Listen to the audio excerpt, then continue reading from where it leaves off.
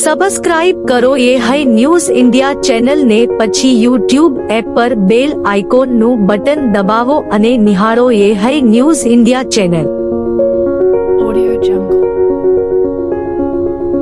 બનાસકાંઠા જિલ્લાના વાવ તાલુકાના બાલોન્દ્રી ગામમાં વરસાદી પાણી નિકાલ મુદ્દે ચાલી રહેલા આંદોલનને લઈને આજે સવારે ગંભીર પરિસ્થિતિ સર્જાઈ હતી.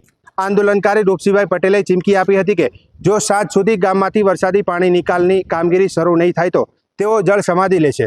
આ સમાચાર સમગ્ર સરહદી પંથકમાં ઝડપથી પ્રસરી જતા આજુબાજુના ગામોના ગ્રામજનો બાલોન્દ્રી ગામે પહોંચ્યા હતા અને સ્થાનિક લોકો મામલતદાર કચેરી સહિત ગ્રામજનો રૂપસિંહભાઈ પટેલને સમજાવવા આવ્યા હતા. અનેક આગેવાનો અને ગ્રામજનોની સમજાવટ બાદ અંતે રૂપસિંહભાઈ પટેલે જળ સમાધિ લેવાનો નિર્ણય પાછો ખેંચ્યો હતો. જોકે આંદોલનકારીઓનો ધરણા કાર્યક્રમ યથાવત છે. તેઓએ સ્પષ્ટ કહ્યું છે કે આગામી સમયમાં ગામમાંથી પાણી નિકાલ નહીં થાય ત્યાં સુધી ધરણા ચાલુ રહેશે. બાલોન્દ્રી ગામમાં હાલ વરસાદી પાણીના ભરાવને કારણે 500 થી 1000 એકર જેટલી જમીન બેટમાં ફેરવાઈ ગઈ છે. ગામની શાળાઓ બંધ રહેતા બાળકોનું ભવિષ્ય પણ પ્રશ્નચિહ્ન ઊભું થયું છે. ત્યારે તંત્ર ઘટના સ્થળે પહોંચી કાર્યવાહી હાથ ધરી હતી. હવે જોવાનું એ રહ્યું કે તંત્ર વહેલી તકે પાણી નિકાલની કામગીરી વધુ તીવ્ર બનાવે તે જરૂરી છે. મારો સ્ટેન્ડ એ મારા ગામના તે માણસોને મારા હગાવાલાને બહારથી આગેવાનો આવ્યા, એમણે એવું કીધું કે તમે એકદમ આવું નિર્ણય મત લો, તમે ગમે તે થાય તમે એક અમોને અહીંયા કીધું કે કોમ ચાલુ છે અને બધું થાય ચાલુ છે, ખાવાનું ખવડાતું નથી, તમે આ એક દિવસનો 2 દિવસનો તમે અમોને સમય આપો ને એટલો અમારા કહેવાથી તમે કરો. બીજું તમારું જે ખાવા પીવાનું બંધ છે એ બંધ જ રાખો ભલે, પણ તમે જળ સમાધિવાળું જોઈએ એ હું પાછો કહેતો હતો. અને સોમવાર સુધી ન થાય કોમ તો સોમવાર ચેડી પાસે નિર્ણય લ્યો, અને જો સોમવારે કોમ થઈ જાય પૂરું તો હું પાયણો કરી મારી કરી જાય. બા તંત્ર હાલમાં મારી સાથે એક વાતચીત થઈ છે કે અમે કામગીરી ચાલુ કરી છે. તમારું શું કેવું છે? તમારા લોકો ત્યાં હશે, તમને શું સમાચાર મળે? મારા ગામના લોકો જ્યાં હતા ને એ જઈને કીધું કે કોમ ચાલુ છે, એટલે એથી જ મેં માન્યો છે. ગામના માણસો અહીંયા જઈને કીધું કે કોમ ચાલુ છે એટલે મેં માન્યું, એથી આ નિર્ણય મેં લીધો. નકા મને એવું હતું તો બંધ હોત ને તો મારો નિર્ણય પાકો હતો, પણ મારા ગામના જે માણસો અહીંયા ઊભા અંદાજને આવ્યા અહીંયા કીધું કોમ ચાલુ છે. તંત્ર પર કેટલો વિશ્વાસ છે? હવે વિશ્વાસ આ સોમવારે અહીંયા સોમવાર હાલો, સોમવારની હોદુથી ચાલશે. શું કહેશો સરપંચ? સવારે આ દાદાએ ચીમકી ઉચ્ચારી હતી કે સાંજે 6 વાગ્યા પછી પોતે જળ સમાધિ લેશે. હાલ શું સ્થિતિ છે? હાલ સ્થિતિ છે કે બાપુને અમે થોડો કર્યો, અમારા વડીલ છે કે બાપુ આવું ઊંચાણું પગલું ના લેવડાય. તંત્રને કોઈ એકદમ તો પાણી કાઢી ન શકે, એને થોડુંક હાલવો પડે. ઈટાથી હાલ ચાલુ છે, કોમ ચાલુ છે. બાપુને કીધું 2 દાડા તમે ઠેરો, પાણી તો કાલની વાતનું વળી પાયું છે ને કાં પાણી નહોતા પીતા, એટલે રાહત આલા. તંત્ર પર કેટલો વિશ્વાસ છે? હવે વિશ્વાસ છે, કોમ ચાલુ કર્યું એટલે કે થઈ જશે. રિપોર્ટ ધ્રુપલ જયસ્વાલ, યે હે ન્યૂઝ ઇન્ડિયા, બનાસકાંઠા. થરાદ શહેરમાં નવરાત્રી મહોત્સવને લઈને વિવિધ સોસાયટીઓમાં ગરબાની રમઝટ જામી રહી છે. ખાસ કરીને ગુરુકૃપા સોસાયટી અને રાજેશ્વર સોસાયટીમાં ખેલૈયાઓ પરંપરાગત વેશભૂષામાં એકત્રિત થઈને માતાજીના ગરબામાં લીન થયા હતા. મનમોહક વેશભૂષા અને લોકગીતોના સૂર પર ખેલૈયાઓએ મન મૂકીને ગરબા રમીને માતાજીની ભક્તિ વ્યક્ત કરી હતી. સોસાયટીના વૃદ્ધ, યુવાનો તેમજ બાળકો સૌએ મળીને આનંદપૂર્ણ વાતાવરણમાં નવરાત્રીની ઉજવણી કરી હતી. જય અંબે થરાદ નગરમાં ગુરુકૃપા સોસાયટી ખાતે નવલી નવરાત્રિના માંધવ દુર્ગાના નોરતાનો સામૂહિક કાર્યક્રમ રાખેલો હોય. છેલ્લા 5 દિવસથી ભાઈઓ, બહેનો, માતાઓ, સોસાયટીના વડીલો ખૂબ સુંદર આયોજન સાથે ગરબે ઘૂમી રહ્યા છે. રોજ પ્રસાદ પણ વેચવામાં આવે છે. છેલ્લા 2 વર્ષથી આ સોસાયટીની અંદર ખૂબ સુંદર કાર્યક્રમ યોજવામાં આવી રહ્યો છે. બધાનો સાથ સહકાર, બધાનો ઉમંગ અને બધાની ઉર્જા એ સાથે મા અંબાના આશીર્વાદ આખી સોસાયટીને મળી રહ્યા છે. મા અંબાને પ્રાર્થના કરીએ, મા નવદુર્ગાને પ્રાર્થના કરીએ, સૌનું ભલું થાય, સૌનું સારું થાય, સૌને આનંદ થાય અને મા સૌની મનોકામના પૂર્ણ કરે. બનાસકાંઠા જિલ્લાના દિયોદર આદર્શ હાઈસ્કૂલ ખાતે નવરાત્રી મહોત્સવનો ભવ્ય કાર્યક્રમ યોજાયો હતો. આ પ્રસંગે વિશેષતા એ રહી હતી કે દિયોદરના કોંગ્રેસના પૂર્વ ધારાસભ્ય શિવાભાઈ ભુરિયા પણ ગરબાની રમઝટમાં જોડાયા હતા. 75 વર્ષની વયે પણ શિવાભાઈ ભુરિયાએ ઉત્સાહપૂર્વક ગરબા રમતા સૌનું ધ્યાન ખેંચાયું હતું.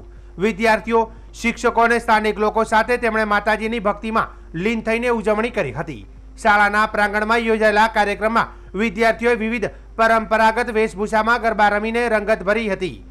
શિક્ષક મંડળ અને સ્થાનિક આગેવાનોએ પણ આ સાંસ્કૃતિક મહોત્સવમાં જોડાયા હતા.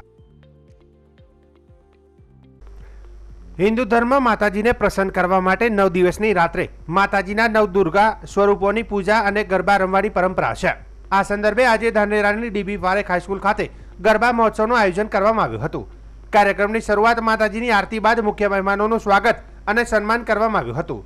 ટ્રસ્ટીઓ પિયુષભાઈ શાહ, શૈલેષભાઈ મોરખિયા, ચેતનાબેન મોરખિયા, સમીર શાહ, સુનિલભાઈ મહેતા, આચાર્ય નરેશભાઈ જોશી, સુપરવાઇઝર પ્રવીણાબેન રાવલ તેમજ સ્ટાફગણ અને વિદ્યાર્થીઓ મોટી સંખ્યામાં હાજર રહ્યા હતા. આ પ્રસંગે રાજ્ય કક્ષાએ ખેલ મહોત્સવમાં પ્રથમ અને દ્વિતીય ક્રમે આવેલ વિદ્યાર્થીઓને ટ્રસ્ટીઓના હસ્તે શિલ્ડ અને પ્રમાણપત્ર આપી સન્માનિત કરવામાં આવ્યા હતા. સાંસ્કૃતિક કાર્યક્રમો બાદ ગરબાની રમઝટ શરૂ થઈ હતી. વિદ્યાર્થીઓ સાથે વીએન સવાણી બાલ મંદિરના નાના ફૂલકાઓ પણ આનંદપૂર્વક ગરબા રમતા જોવા મળ્યા હતા. ટ્રસ્ટી અને શિક્ષક મંડળે પણ વિદ્યાર્થીઓ સાથે ગરબાનો આનંદ માણ્યો હતો. ગરબા મહોત્સવમાં માઇક સંચાલન આયોજનનું કામ ડીએમ કણબી અને દેવાભાઈ પટેલ દ્વારા કરવામાં આવ્યું હતું. સુંદર આયોજન અને ઉત્સાહી ભાગીદારી સાથે કાર્યક્રમ સફળતાપૂર્વક પૂર્ણ થયો હતો.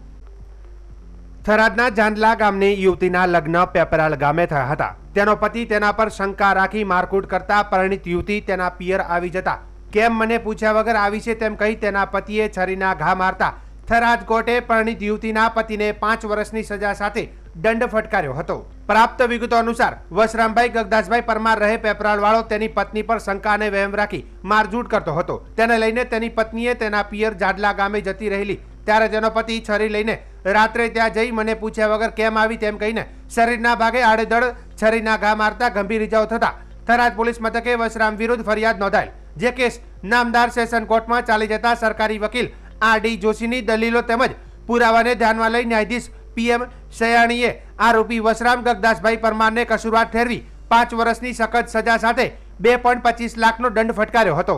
તેમાંથી 2 લાખ રૂપિયા તેની પત્નીને વળતર પેટે ચૂકવવાનો આદેશ કર્યો છે.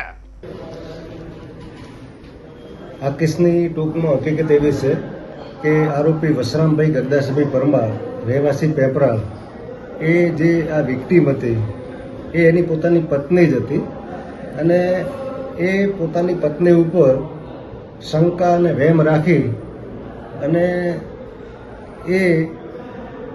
એને મારઝૂડ કરેલી. એ પોતાની પત્ની જ્યારે એમના પિયરમાં ગયેલી ત્યારે એ રાત્રે ગયેલો અને રાત્રે જઈ અને છરી લઈ અને ગયેલો અને એણે જઈ એને કે મને પૂછ્યા વગર કેમ આવી તેમ કરી એને છરીના આડે ધડ ઘા મારેલા અને એને બહુ ઈજાઓ પહોંચાડેલી. જે અંગેની ફરિયાદ થરાદ પોલીસ સ્ટેશનમાં થતો અને તપાસના અંતે ચાર્જશીટ થયેલો. ચાર્જશીટના અંતે સેશન કેસ નંબર 126/2018 આજરોજ ચાલી જઈ અને એનો નિર્ણય આવતો નામદાર કોર્ટે આરોપી વસરામભાઈ ગગદાસ પરમારને 5 વર્ષની સખત કેદની સજા અને 2,25,000 રૂપિયાનો દંડ ફરમાવેલ છે. અને જો દંડ ભરે તો એની અંદરથી 2 લાખ રૂપિયા જે વિક્ટીમ છે પોતાની પત્ની એને વળતર તરીકે ચૂકવવા માટેનો હુકમ કરેલો છે. બનાસકાંઠામાં બનાસ ડેરીના નિયામક મંડળની ચૂંટણીને લઈને વિવાદ ઊભો થયો છે. અરજદાર નવીન પરમારે જિલ્લા કલેક્ટરને લેખિતમાં અરજી કરી છે કે હાલ ચાલી રહેલી ચૂંટણી પ્રક્રિયા ગેરકાયદેસર છે અને તેને રદ કરવી જોઈએ. અરજદારના જણાવ્યા અનુસાર નિયામક મંડળની બેઠકો માટે ચૂંટણી સહકારી બંધારણની કલમ 223(3)(6) મુજબ યોજાઈ રહી છે, પરંતુ લાયકાત ધરાવતા તમામ સભ્યોને જોડાયા વિના પ્રક્રિયા હાથ ધરવામાં આવી છે, જેના કારણે ચૂંટણી પારદર્શક નથી રહી. નવીન પરમારે ચૂંટણીને અયોગ્ય જાહેર કરીને સ્થગિત કરવાની માગણી કરી છે. તેમણે ચેતવણી આપી હતી કે જો ચૂંટણી ચાલુ રહેશે તો અનેકો દૂધ ઉત્પાદકો અને સભ્યોના હકો સાથે ન્યાય નહીં થાય. આ રજૂઆત બાદ બનાસ ડેરીની ચૂંટણીને લઈને ચર્ચાઓનો દોર શરૂ થયો છે કે હવે જિલ્લા કલેક્ટર દ્વારા શું નિર્ણય લેવાશે તેના પર સૌની નજર છે. મારું નામ પરમાર નવીનભાઈ પરમાર, કામકાંડ એડવોકેટ ડીસા. અમે જિલ્લા કલેક્ટર સાહેબશ્રી અને જિલ્લા રજિસ્ટ્રાર સાહેબશ્રીને હાલમાં ચાલી રહેલી બનાસ ડેરીની ચૂંટણીમાં પ્રતિનિધિત્વ બાબતે અરજી કરેલી છે અને અરજીમાં ઉલ્લેખ છે કે બંધારણની કલમ 243 મુજબ SC/STનું પ્રતિનિધિત્વ હોવું જોઈએ, પણ આ ડેરીના અમુક સમાજોનું જ પ્રભુત્વ છે, SC/STનું કોઈ પ્રભુત્વ છે નહીં. તો આ એસસી એસટીનું પ્રભુત્વ થાય અને પ્રતિનિધિત્વ મળે એવી અમારી માંગણી છે. જો આ માંગણી અમારી નહીં સંતોષાય તો આવનાર સમયમાં અમે આંદોલનો પણ કરીશું અને રોડ પર પણ ઉતરીશું. કાયદાની દ્રષ્ટિએ આપ શું કહેશો? કાયદાની દ્રષ્ટિએ બંધારણના ભાગ 9 ખ જોગવાઈ છે 243 વઠ મુજબ કે એસસી એસટીનું પ્રતિનિધિત્વ એક હોવું જોઈએ અને 2 સ્ત્રીઓ અનામત હોવી જોઈએ એ છે. પણ એસસી એસટીને હકોનું ઉલ્લંઘન થયેલું છે અને હનન થયેલું છે. અમે અમારા હકોને માટે લડવા તૈયાર છીએ. જો આ સરકાર નહીં સાંભળે તો અમે સમગ્ર ગુજરાતમાં અને ભારતમાં સહકારી માળખામાં અમારું પ્રતિનિધિત્વ સુનિશ્ચિત કરવા માટે આંદોલનો કરવા પડશે તો કરીશું. હાઈકોર્ટમાં પીઆઈઆર પણ કરીશું. એની હવે તો અમે સુપ્રીમ કોર્ટ સુધી પણ લડવા તૈયાર છીએ.